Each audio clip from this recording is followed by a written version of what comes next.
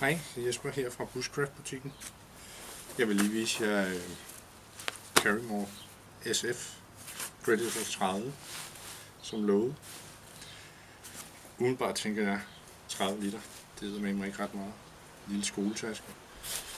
Men jeg blev faktisk forbavset over, hvor meget den egentlig kan indeholde.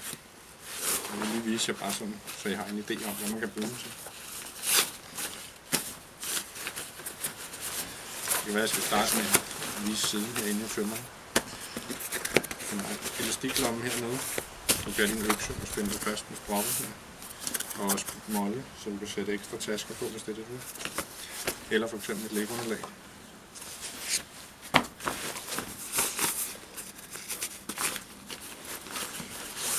Jeg har fået plads til noget mad. En 3-4 dage til en weekendtur. En morgenspot. Så er der tart og hængekøj. Og så er der en sommersovepose, eller hvad der er sagt, en fjeldug med den samme størrelse cirka. Det var der rent faktisk plads til dernede.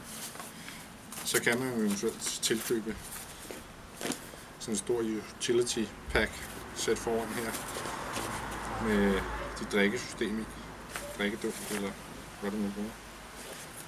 Så har du umiddelbart, hvad der er behov for den hele weekend. Den kommer også med et rum i låget til et småtje, sådan med hygiejne og så videre. Og elastik strop i toppen til en trøje eller lignende. Det var Karrimors Predator 30.